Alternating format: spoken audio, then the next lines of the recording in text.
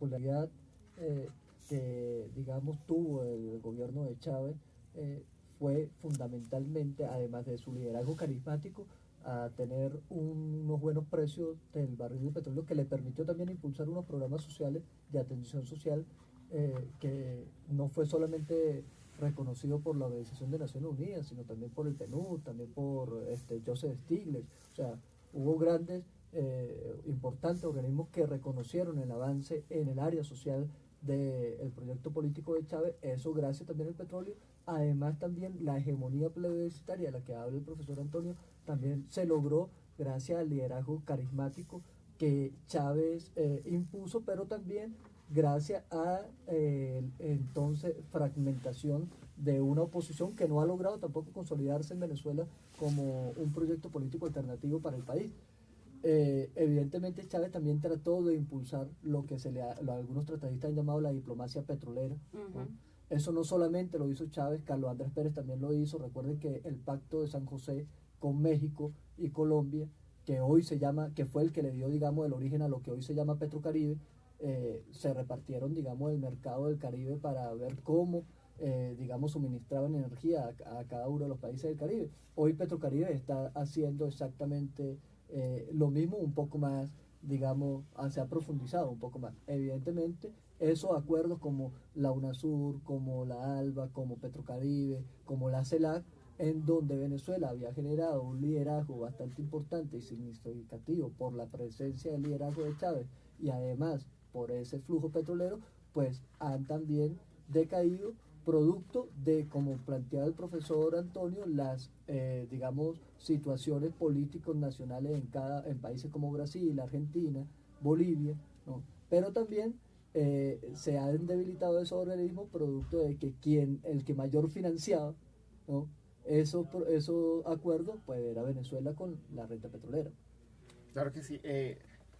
Bueno, les cuento que estamos ya transmitiendo por el streaming de Facebook, así que pueden también pegarse al streaming y ver la cara de Emilio y Camila, que estamos aquí transmitiendo en directo por Rosario Radio Formando Opinión. Acuérdense, el fanpage de Facebook es Editorial Universidad del Rosario. Ahí estamos ya conectados y va a quedar en la memoria de los computadores para el tiempo. Y esto me trae unas preguntas, porque creo que hay unos procesos que, si bien no son iguales, tienen ciertas similitudes en cuanto a que, como lo nombraba el profesor Antonio, pues aquí teníamos un presidente que llegó a tener una dimensión más bien populista, como se trataba de Álvaro Uribe Vélez. En el otro caso pues estaba Chávez, que se confrontaban vitalmente todo el tiempo, y ese populismo trajo consigo lo que Emilio estaba hablando al principio, una polarización que creo que es la que también nosotros estamos viviendo en este momento.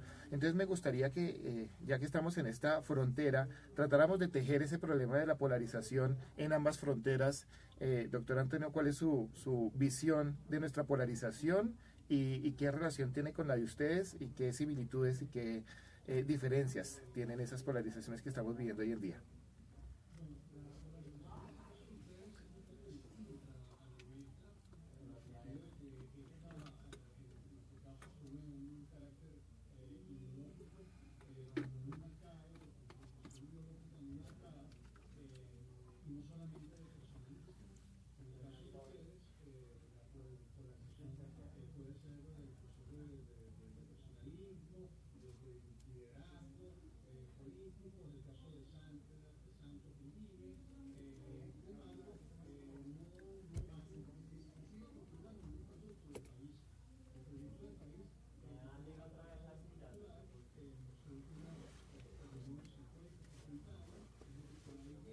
Uh-huh.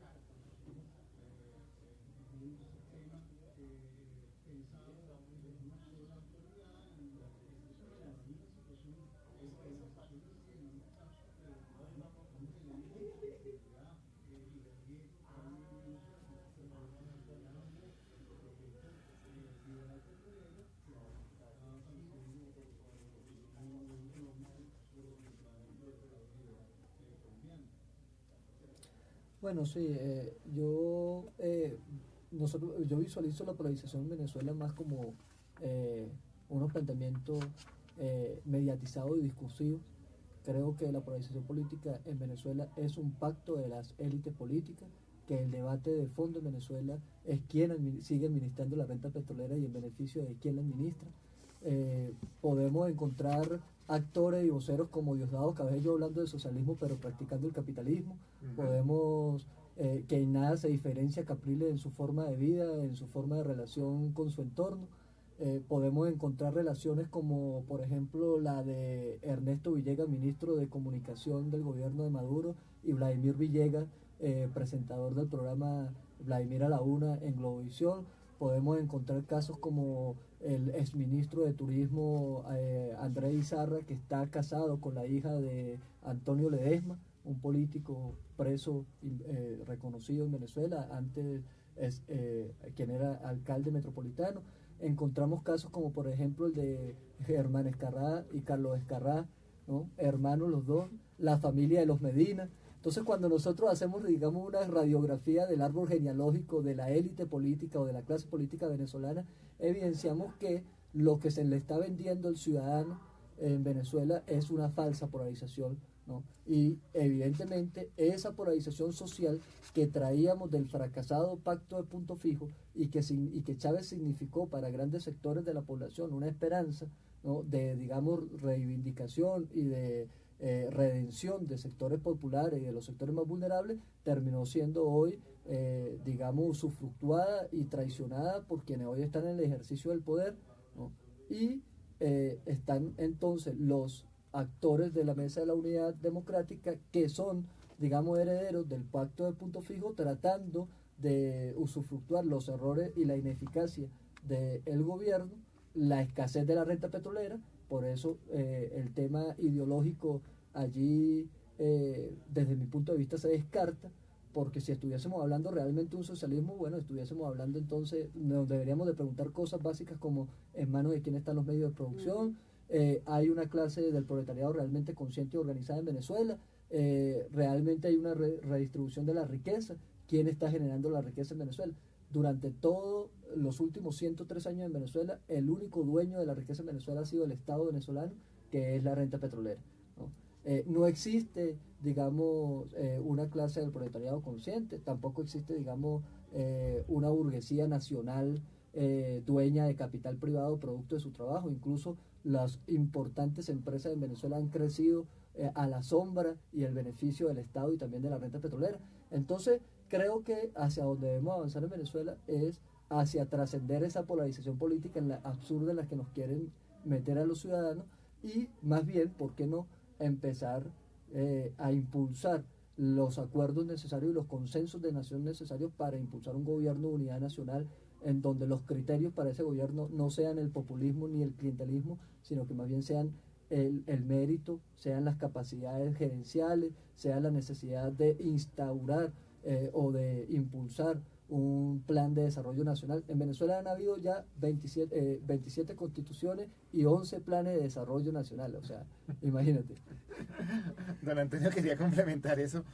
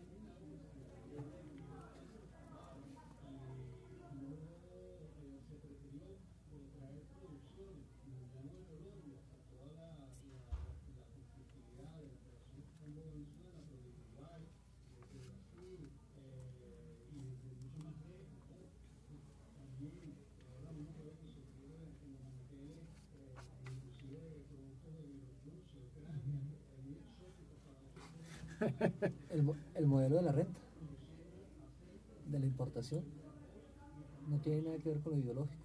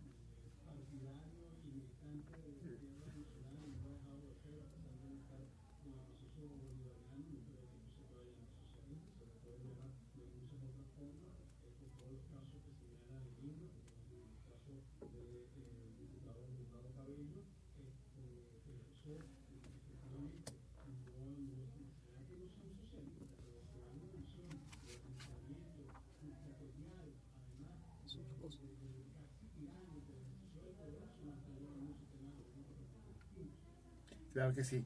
Bueno, don Antonio, muchas gracias por haber atendido nuestro llamado desde Caracas. En realidad lo que tenemos acá es un gran problema de investigación, por eso pues ya se han hecho dos grandes libros que ustedes desde el observatorio han realizado, el de Chávez en sus primeros 10 años de gobierno y ahora este que estamos presentando de Chávez a Maduro, Balance y Perspectivas, y creo que hay mucha tela de donde cortar y creo que este de Chávez a Maduro va a ser un insumo muy importante para entender las relaciones que tiene políticamente la política interna venezolana y las relaciones diplomáticas y esperamos pues que no sea tampoco un libro futurista a lo que puede pasar una polarización futura en Colombia, porque pues uno debe aprender de sus amigos, ¿no? Pero bueno, entonces nos vamos con una pequeña pausa musical y seguimos antes de terminar.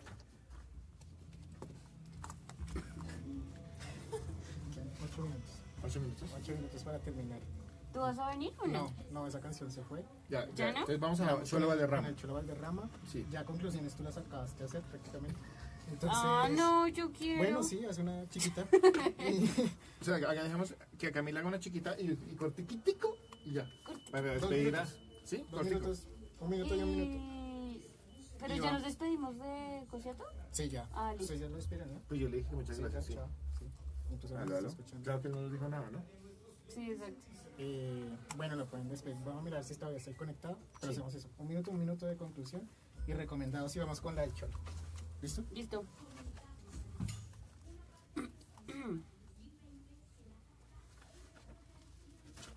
Sí, Ahorita el podcast te lo paso para que lo rebotes. sí está ahí. ¿Ah? Entonces, si quieres, yo lo despido. Sí, vale. Y haces la conclusión, y ¿Dime? ya haces tu conclusión Sí. y le pasamos ya.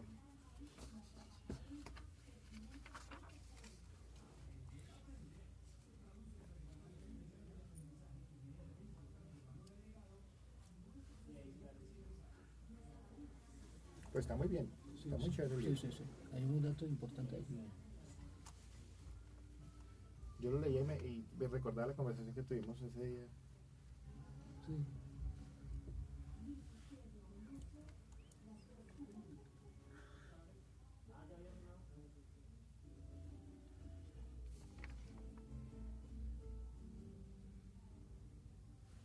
Bueno, y esto es fusión de culturas, esta es la frontera y estamos entre Venezuela y Colombia, y esta que está atrás es la voz de un boyacense que se fue a vivir al llano, que antes Boyacá y el llano eran uno solo. Es el Cholo Valderrama cantando Llanero si soy llanero. Quedémonos un poquito con la voz del Cholo y don Antonio que la disfrute un poquito y ya lo despedimos, que ya vamos a terminar el programa.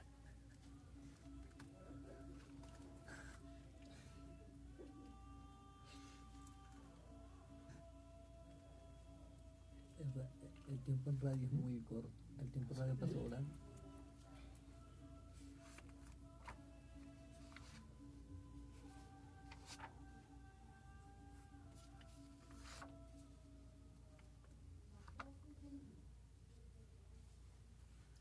Doctor Antonio, entonces muchísimas gracias por su colaboración y por sus aportes a nuestro programa el día de hoy. Quería preguntarle, ¿tiene algún correo electrónico por el que los estudiantes, investigadores, docentes o a quien interese pueda contactarlo?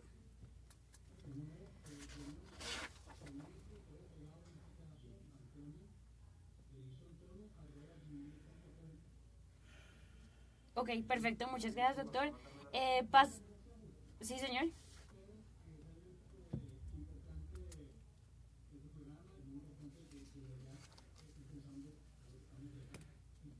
Bueno, muchas gracias, doctor. Pasamos entonces, yo me voy a tomar el atrevimiento de hacer una pequeña conclusión sobre el programa de hoy. Muchas cosas que nos faltaron discutir, lamentablemente. Pero una de las cosas que también me llamó mucho la atención del libro y del programa venezolano es el papel predominante de las fuerzas militares, en el que todo termina juntándose con todo. Entonces, la diplomacia petrolera, la importancia en la economía y el comercio del petróleo, y el papel de la polarización social y cómo eso se vuelve un populismo, tal vez no tan populismo y socialismo como le mencionaba el doctor Antonio. Entonces, nada, quisiera solamente rescatar este hecho en el que el estudio que hizo este libro es muy importante, no solamente para Venezuela, sino para nosotros, y que estos factores como la fuerza del cuerpo militar, ese respaldo que le dio al proyecto revolucionario que conocemos hoy y que posiblemente va a terminar modificándose mucho en el futuro, tal vez no tan lejano. Bueno, y Emilia tiene un minutico para su conclusión y sus contactos con los que se pueden contactar con este político y actor venezolano. No, bueno, sí, en Actor principio, político, no, perdón. Yo sí, ¿en cuál novela? en principio destacar que el libro de Chávez Maduro, Balance y Perspectiva, nos brinda una oportunidad para seguir profundizando sobre el análisis y la investigación del caso venezolano, y también agradecer como venezolano este esfuerzo editorial y este esfuerzo de investigación que hacen desde Colombia, porque eso refleja digamos la importancia que tiene Venezuela para el quehacer investigativo y académico colombiano, y también nos pone como Venezuela en un, digamos, sitial de honor. Estamos siendo, digamos, parte de la noticia, ¿no? Estamos siendo investigados, y eso nos da importancia. Lo otro, con respecto a lo que comentaba, el tema militar en Venezuela ha sido también trascendental, igual que el petróleo. Hay muchas cosas que hay que investigar en Venezuela, hay muchas cosas que hay que ir construyendo teoría y construyendo, digamos, ciencia política para trascender del ejercicio de la politiquería al verdadero ejercicio de la política. Y bueno, agradecido por esta oportunidad. Mis contactos, mi correo es useche.entrepolos@gmail.com, y bueno, a la orden para cualquier otra oportunidad. Muchas gracias. ¿Twitter no hay todavía? Twitter, @usecheemilio. Perfecto, @ muchas gracias. Useche Emilio. Y pues bueno, entre polos estamos, entre Venezuela y Colombia, la voz del Cholo entre Boyacá y los Llanos, y se nos acabó el tiempo. Así que antes de irme, del evento recomendado es el conversatorio sobre el libro, que será el 15 de marzo a las 6:30 en la librería Lerner de la sede norte, carrera 11 número 93A43. Este programa pues fue posible el día de hoy gracias a Camila, que nos acompañó hoy, Un placer. a la doctora Francesca Ramos Pismataro, que salió temprano el día de hoy, a don Antonio desde Caracas, Antonio Delicio, y Emilio Seche, que nos acompañó. Muchas gracias a ellos. La producción estuvo a cargo de Diego Garzón Forero, en el control máster estuvieron John Álvarez, Mario Castro, la dirección la hizo la editorial de la Universidad del Rosario, el director de Rosario Radio, Sebastián Ríos. Mi nombre es Luis Izquierdo y los espero la próxima semana, el Día de la Mujer, con más y más voces del libro. Muchas gracias. Adiós. Y la voz del Cholo. Ay, pucha, que corre. Listo, estuvo muy chévere, muy bien. Sí. bastante dinámico estuvo. No, o sea, el formato no es así. Entonces, primero el formato lo cambiamos por lo que estaban los tres. ¿El Entonces, la streaming? idea era que tú nos acompañaras en el programa porque ¿Todavía? casi siempre es uno y después los otros. O sea, siempre hay entrevista. Entra uno y se entrevista y va pasando otro y se entrevista.